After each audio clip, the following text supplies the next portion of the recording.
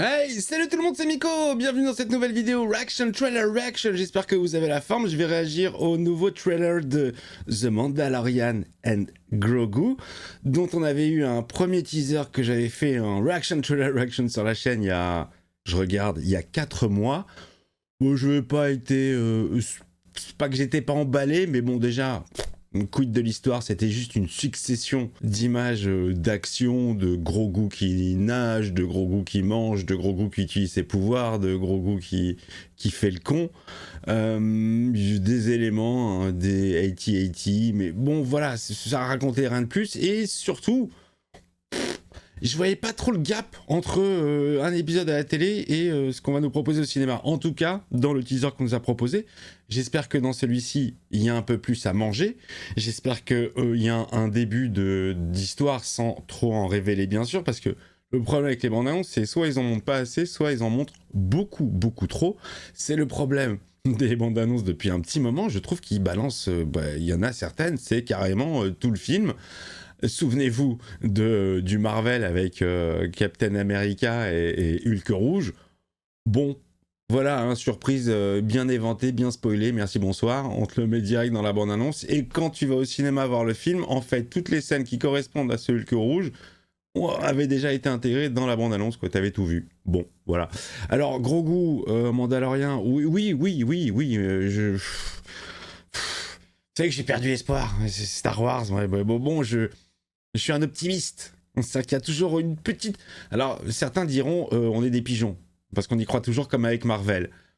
Moi, j'ai toujours une petite lueur d'espoir de remonter la pente, même si le mal a été fait, même si la franchise est écorchée au possible, depuis, grosso modo, le rachat par Disney et puis le management de Kathleen Kennedy.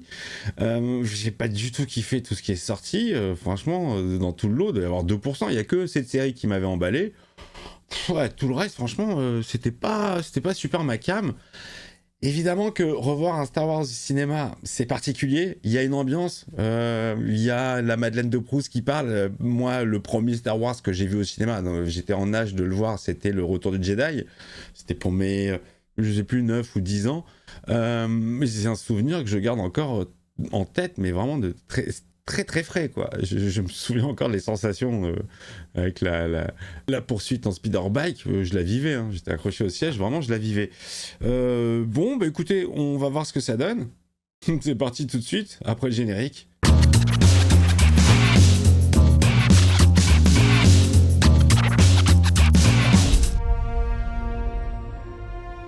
Oh, Apocalypse Now. Hey, ne joue pas avec les boutons. J'allais dire, il réutilise la musique mythique de Star Wars, mais non, il l'a viré en 2 secondes, ça c'est drôle. Oh, j'ai kiffé la réentendre, putain. Son information. Wow, à ce prix-là, je vous dirai ce que vous voulez. 12 crédits, je m'appelle Églantine, j'ai 12 bras. Bonne nuit. Des gangsters, Les Huts, criminels de guerre. toujours les mêmes. À l'Empire. On va tous les éliminer les uns après les autres. Oui, chef.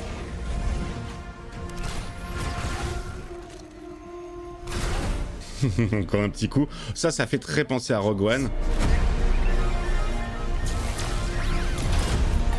Il s'agit de prévenir une nouvelle guerre.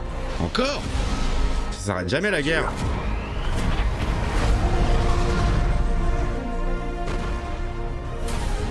Oh! Tu vas souffrir. On a vu ta gueule. Et ensuite, ce sera son tour. Oh, trop mal fait. Avant d'affronter un danger, vérifie ton armure. Ah, c'est son padawan, genre, il le forme. Il vivra des siècles après moi. Je ne pourrai pas le Oh, protéger. Yodesque. Alors, tu as peur? Tu fais bien. Est-ce qu'on fuit? Ça faisait longtemps qu'on n'avait pas vu Pedro Pascal au cinéma, je sais pas ce que vous en pensez. Génial. Ça faisait penser au dernier Star Wars, là, le 9. Oh, bébé rideau. Mais qu'est-ce que tu attends? Dans son super berceau, ça part. Ah non. Ouais, moi je...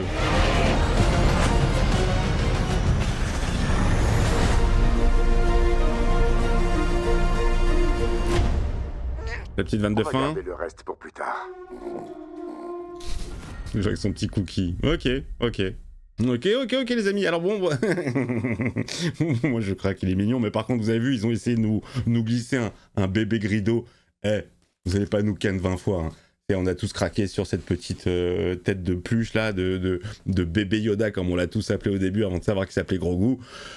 Pas 2 fois, ils vont sortir tous les trucs en bébé. Il y a, alors, bon, ça a l'air fun. Ça a l'air sympathique. Cinéma popcorn. J'ai pas encore trop compris l'histoire. Bon, toujours l'ombre de l'Empire qui est là, qui traîne. Il y a Ellen Ripley, ça c'est cool de la revoir.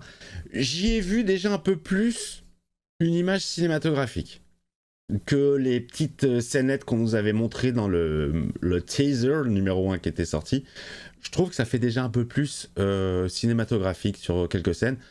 En revanche, il y a des trucs qui m'ont gêné. Hein. Le Jabba, enfin les Hutt, je l'appelle les Jabba. Pour moi, c'est des Jabbas. Les Hutt sont ultra moches.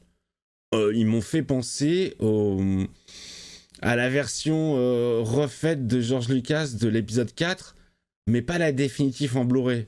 Celle entre deux.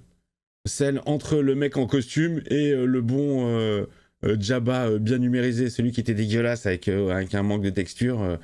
Vraiment, j'ai trouvé que c'était très très très moche visuellement. Ça faisait tellement pas organique et vrai comme ça l'a été dans le Retour du Jedi avec ce putain de Strum.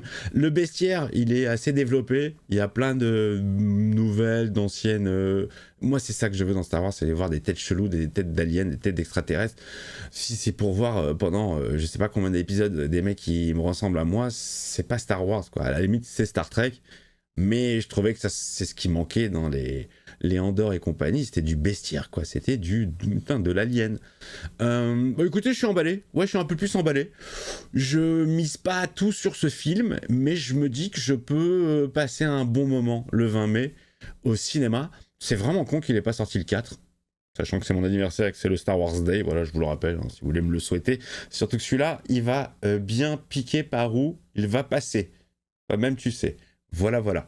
Ah bah écoutez les amis, comme d'habitude, vous me dites tout dans les commentaires, hein, vous partagez vos impressions avec moi, si elles sont bonnes, si elles sont mauvaises, si vous avez carrément lâché la rampe sur cette licence et je pourrais complètement vous comprendre, ou si au contraire, comme moi, vous avez encore un tout chouïa d'espoir de peut-être kiffer et de ressentir des trucs qu'on n'a pas ressentis depuis longtemps, que ça passe par la musique, par l'histoire, par les personnages, par les effets spéciaux, je ne sais pas, je ne sais plus.